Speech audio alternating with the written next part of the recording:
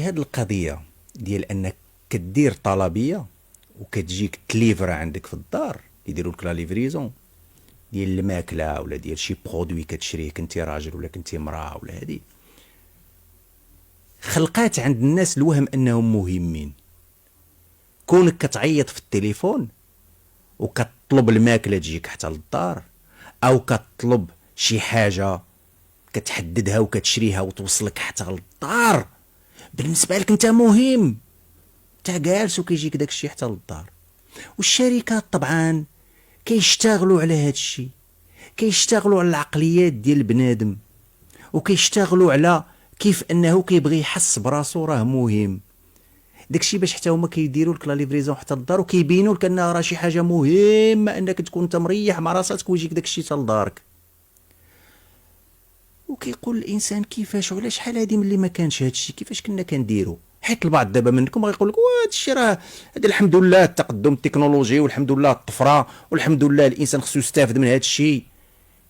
ايوا على شحال هادي كنتي كتمشي كتعزل شنو غادي تلبس وكتشريه، وملي كتمشي كنتي كتحرك وكتحرك الجسد ديالك وكتلاقى مع الناس وكتكون في هذيك الحياه الاجتماعيه.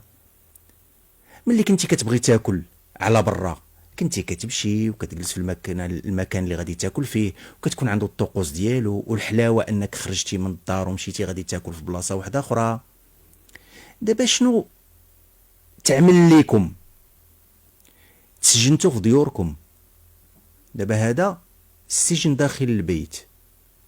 راه كتسمعوا بالحكم ديال الاقامه الجبريه، شي واحد كيحكموا عليه باقامه جبريه داخل البيت ديالو في انتظار المحاكمه ديالو، ولا كيكون شي سياسي ولا هذا ما كيديوش للحبس، اقامه جبريه في الدار، ما يخرج ما يدرج. دابا راه شحال من واحد فيكم محكوم عليه بالاقامه الجبريه في الدار وكيسحب راسو مهم، كيسحب راسو مهم لانه كيعيط في التليفون وكتجيه الماكله حتى للدار. يا وليدي راك مسجون. كيسحب راسو مهم لانه جالس في الدار وكيجيها الماكياج حتى للدار، كتسحب راسها مهمه. ودي راك مسجونه. بزاف ديال الناس كيعتقدوا كيتوهموا انهم مهمين فقط لانهم سجنوا راسهم داخل بيوتهم، وهذه مصيبه اخرى واشكاليه اخرى. اما عن النصب في الاشياء اللي كتجيكم اللي كتليفرا لكم فحدث ولا حرج. كاين البعض اللي كيقول انه هادوك اللي كيكونوا كيصاوبوا الباكد اللي غادي تليفرا لكم هما نفسهم كينقصوا شي حاجه، كيحيد لك شي مناضه ولا كيحيد لك شي صوص ولا هادي وكيخبيها كيديها هو. وكاين البعض الاخر اللي كيقول لك لي ليفرور نفسهم هادوك اللي كيهزوا داك الشيء وكيوصلوه لكم. كاين البعض منهم طبعا لا نعمم، كاين البعض منهم اللي كيسرق شي حاجه من داك الشيء.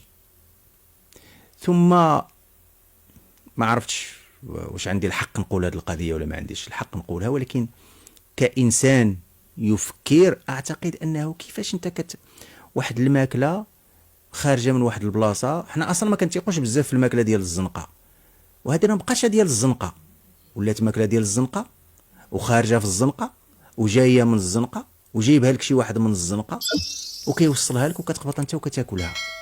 ما عرفتيها كيفاش تصوبات، هذاك اللي هزها فاش من ظروف جابها لك، هذاك اللي كيليفري كيفاش داير. والناس عاجبها الحال وكتوهم راسها مهمه حيت جالس في الدار مع راساتو عتجته الماكله.